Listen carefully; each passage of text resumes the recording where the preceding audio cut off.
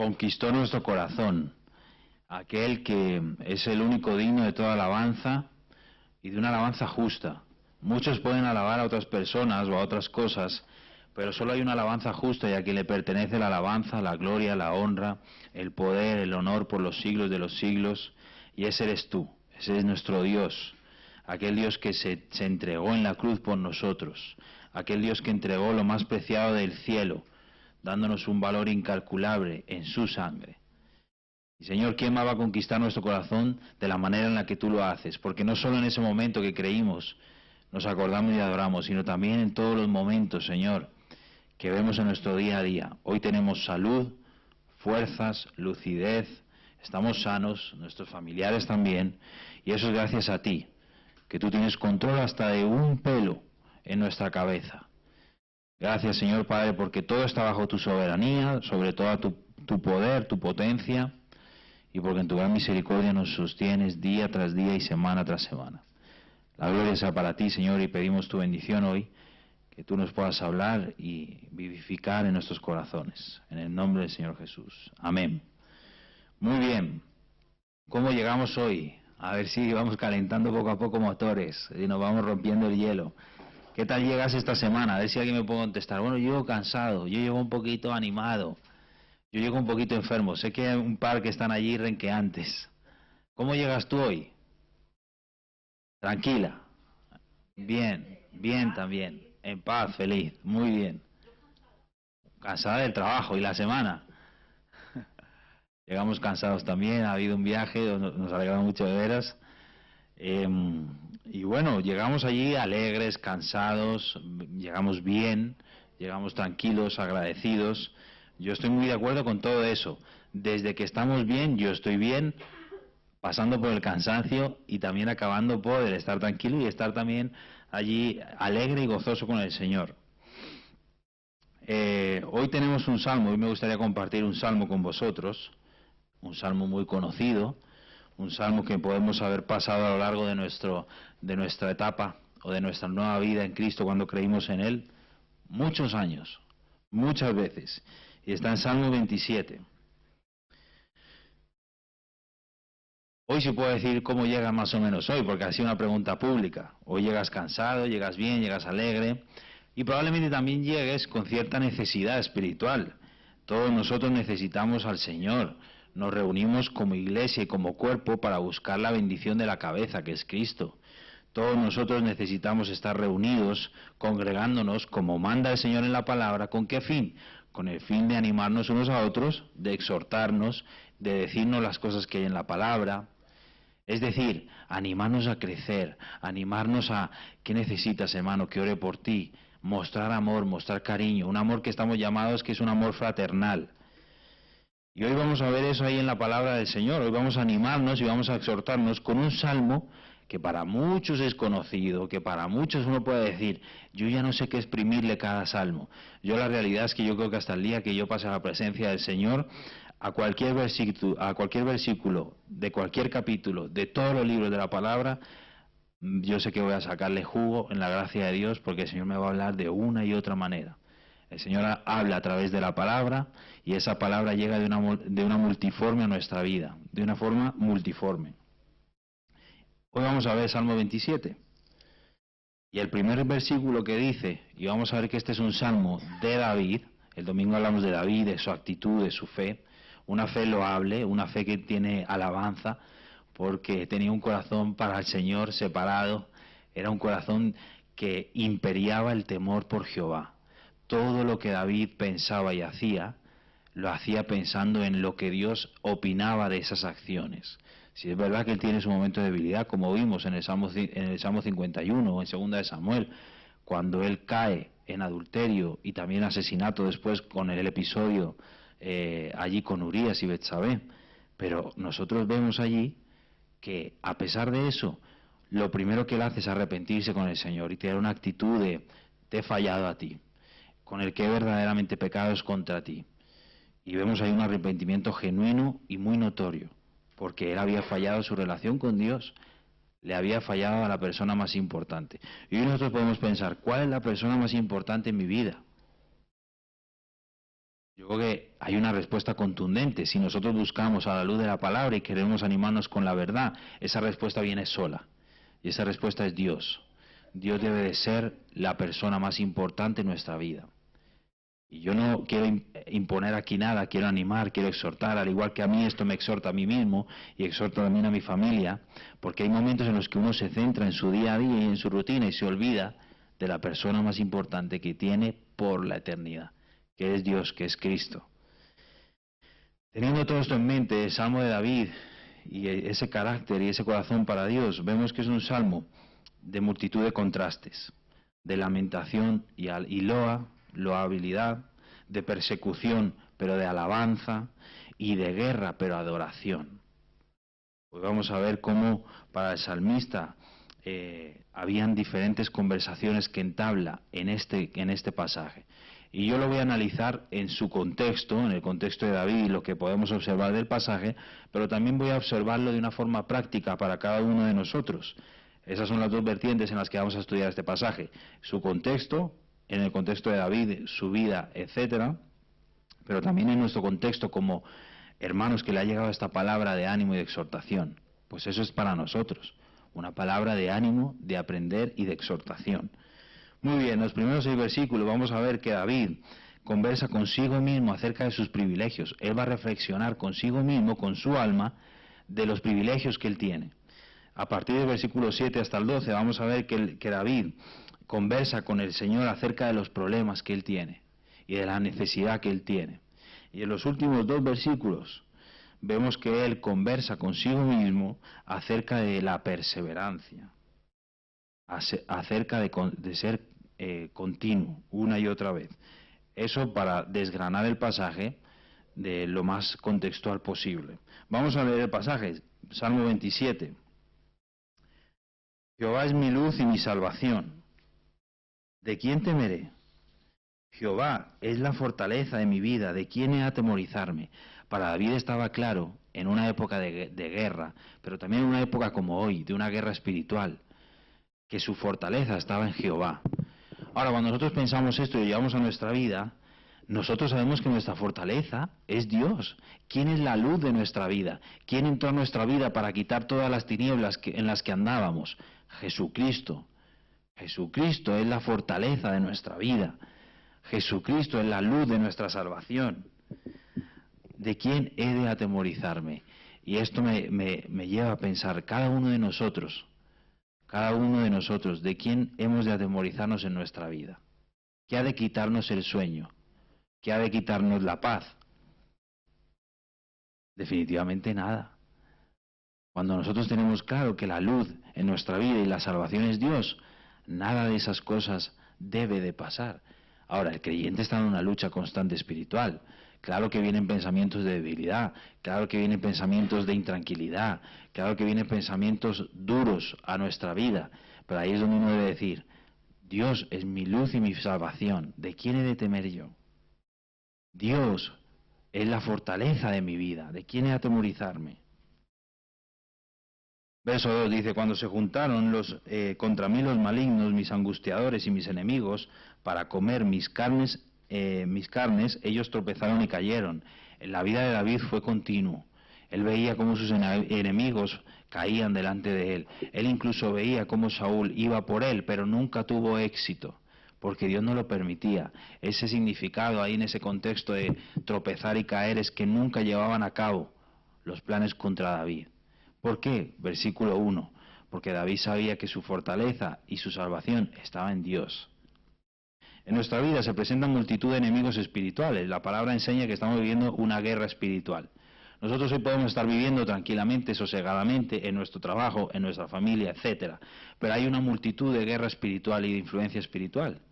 Cuando el Señor nos enseña a guardar su palabra, y que a lo que estamos llamados una vez hemos creído en Dios es a nuestra santificación, es decir, a ser separados para toda buena obra para Dios.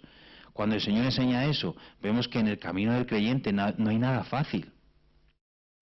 Que el camino del creyente hay multitud de influencias para hacerle distraer. Obviamente lo que quiere el adversario es romper, destruir, dividir, llevar, que ese cristiano no lleve fruto. Hoy en nuestra vida hay multitud de enemigos, pero déjame decirte que aunque nosotros no los veamos, que aunque cada día nosotros seamos un poco inconscientes, no dándoles gracias a Dios por la protección espiritual, el Señor sigue siendo la fortaleza de nuestra vida, sigue teniendo misericordia y fidelidad, sigue siendo la luz de nuestra salvación, sigue teniendo gracia y misericordia día tras día. La palabra enseña que aunque nosotros no permanezcamos fieles, aunque nosotros no seamos fieles con Dios, Él permanece fiel, porque Él no se puede negar a sí mismo, por su gran amor y su misericordia. Porque Él, efectivamente, como dice la palabra, no es un hombre para que se arrepienta.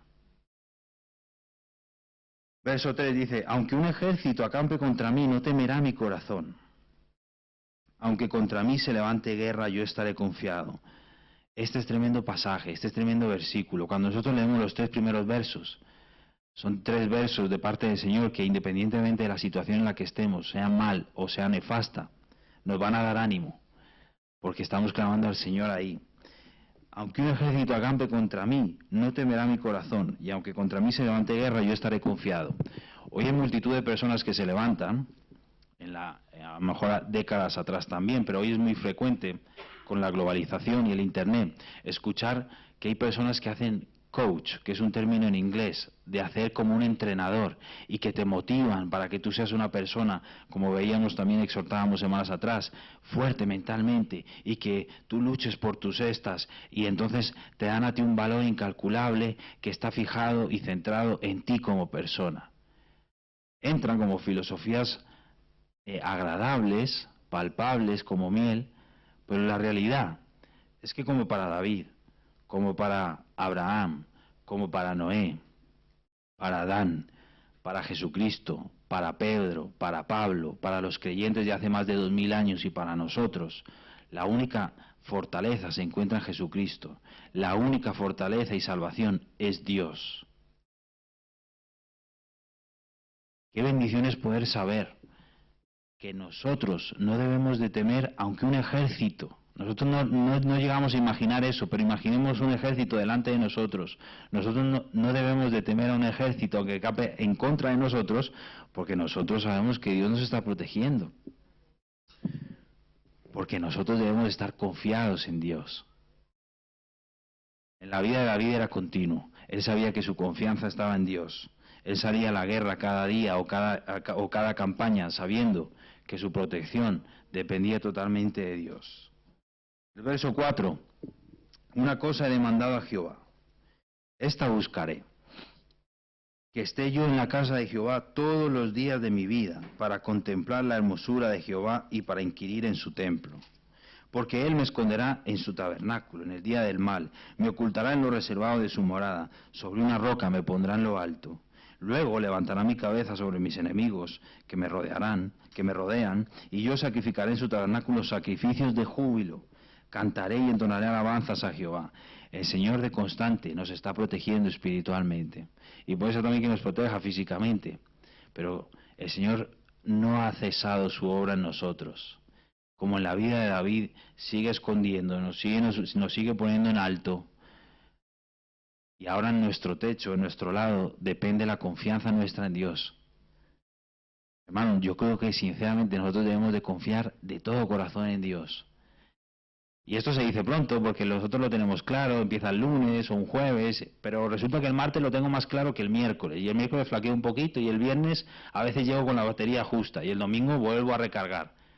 Pero para eso estamos, para animar, para que esto se convierta en una realidad todos los días de nuestra vida. Qué bendición tan tremenda, que cualquiera de nosotros como creyente tenga de lunes a lunes, todos los días de su vida, claro, que su confianza debe de estar en Jehová, porque Jehová nunca falla, porque Jehová le protege, porque aunque un ejército acampe contra él, es decir, que cualquier situación nefasta pase a su vida, él debe de estar confiado, porque es Dios el que lo pone en lo alto, porque es Dios el que le da bendición y protección. Verso 7 dice, oye, oh Jehová, mi voz con que a ti clamo, ten misericordia de mí y respóndeme. Verso clave de hoy, mi corazón ha dicho de ti, buscad mi rostro. Tu rostro buscaré, oh Jehová. No escondas tu rostro de mí. No me apartes con ira, no apartes con ira a tu siervo, mi ayuda has sido. No me dejes ni me desampares, Dios de mi salvación. Así como Pablo lo tenía claro, lo vemos en Filipenses 3:13, pero no lo vamos a poner.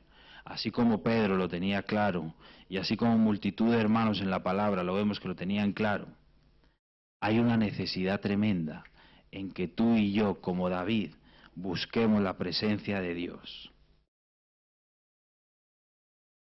Esta es la parte clave de hoy, de este pequeño mensaje. Una vez más, en Salmo 27, verso 8 dice, mi corazón ha dicho de ti, buscad mi rostro. David llegó a la conclusión en su corazón que Dios le estaba demandando que le buscase, que buscase su presencia. Y él concluye a su alma, hablando consigo mismo, que ha de buscar tu rostro buscaré, oh Jehová. Eso indica, el rostro de Dios indica su presencia personal, o simplemente su ser. Y buscar su rostro es una característica primordial de aquellos verdaderos creyentes que desean tener comunión con Dios. ¿Deseas tú tener comunión con Dios? ¿Por qué? Una pregunta genuina. ¿Por qué debo de tener yo comunión con Dios? ¿Qué es lo que me trae bien? Su palabra dice que en su presencia hay plenitud de gozo. En la presencia y en la comunión con Dios es cuando nosotros podemos vivir bajo la influencia del poder del Espíritu Santo. En la presencia de Dios en nuestra vida, nosotros somos templo de Dios. Dios habita en nosotros en su forma de Espíritu Santo. Yo te animo a que tú desees y puedas hacer esa oración de Señor, yo quiero buscarte a ti íntimamente. Ayúdame a buscarte a ti. Ayúdame a tener una comunión íntima contigo. Ayúdame a que tú me hables. Yo creo que cada uno de nosotros tiene necesidades cada día y cada semana, pero la necesidad más grande que tenemos es la espiritual. La que va a traer fundamento a todo lo demás es la palabra de Dios. Eso es lo que va a traer fundamento a nuestra vida. Qué bueno que nosotros podamos encomendar nuestra vida a Dios. Dios, háblanos. Quiero buscarte, quiero estar buscando tu rostro, quiero tu presencia en mi vida, quiero que tú me enseñes. Al final, como Jesucristo, que nos dio ejemplo, cada mañana se levantaba, pasaba largos tiempos en oración, tenía clara la palabra de Dios, es el ejemplo perfecto, pero vemos que Dios mismo, en su humanidad, nos dio ejemplo de dependencia en Dios. ¿Por qué? Porque constantemente fallamos, porque nos enfriamos, porque es muy fácil que la relación con Dios se rompa, no de la parte de Él que nunca se va a romper, sino de la nuestra. Y entonces a veces nos vamos enfriando poco a poco y se va palpando una frialdad mayor y entonces puede llegar a un punto que pequemos en una cosa y ese pecado o nos enfría más o nos da soberbia o nos corrompe o quién sabe, podemos tener a jugarnos a una ruleta y tener una actitud de arrepentimiento. Pero por eso es importantísimo desear que el Señor nos hable todos los días de nuestra vida. ¿Por qué? Porque Él es nuestra luz, porque Él es nuestra salvación, porque debemos de vivir confiados de que no nos va a pasar nada sin que Él lo permita, porque incluso las situaciones malas o diversas pruebas que vengan a nuestra vida, debemos de estar tranquilos sabiendo que esa prueba va a traer paciencia a nuestra vida, para que la paciencia tenga una obra completa para nosotros, para que nosotros estemos preparados para toda buena obra. Así Dios perfeccionó en obediencia al mismo Dios, es decir, a Jesucristo. Así mismo dio el ejemplo, por la paciencia y por las obras, esperando en el Señor y teniendo allí confianza en Él. Para acabar, verso 10 dice, aunque mi padre y mi madre me dejaran, con todo Jehová me recogerá. David sabía que a pesar de que sus seres queridos le dejasen, él, el que nunca le iba a dejar, era Dios. Él lo tenía claro quién era la persona más importante en su vida. Enséñame, oh Jehová, tu camino y guíame por senda de rectitud a causa de mis enemigos. No me entregues a la voluntad de mis enemigos, porque se han levantado contra mí testigos falsos y los que respiran crueldad. Hubiera yo desmayado, una reflexión consigo mismo. Y esta reflexión la podemos tener tú y yo, una reflexión genuina para nosotros. Hubiera yo desmayado si no creyere que veré la bondad de Jehová en la tierra de los vivientes. ¿Cuántos de nosotros buscan al Señor en beneficio propio? Todos. Todos buscamos con esperanza a Dios, sabiendo que Él es el único que puede enderezar nuestros caminos, que nos puede perdonar, que nos puede dar esa respuesta, que nos puede consolar, el único que puede hacer que nosotros andemos de forma correcta, de modo que nuestros pies nunca caigan. El único que puede hacer eso es Dios. Nosotros podemos decir amén a ese versículo 13. Todos nosotros hubiésemos desmayado si no creyésemos, si no tuviésemos fe, que veríamos la bondad de Dios, la bondad de Jehová en la tierra de los vivientes. Cada uno de nosotros camina en su fe y en su relación con Dios, buscando la bondad de Dios, sabiendo que Dios recompensa a cada uno según su obra, y sabiendo que el amor que conquistó nuestro corazón es el de Jesucristo. ¿Cómo no voy a vivir yo en consecuencia de ese amor tan grande? Último versículo del Salmo 27 dice: aguarda a Jehová. Y este verso es otro clave para ti y para mí. Esta es una reflexión de David consigo mismo, hacia su fe, hacia su ser. Aguarda a Jehová. Esfuérzate y aliéntese tu corazón. Sí, espera a Jehová. ¿Cuántas veces has hablado tú a tu alma? Muchas, probablemente.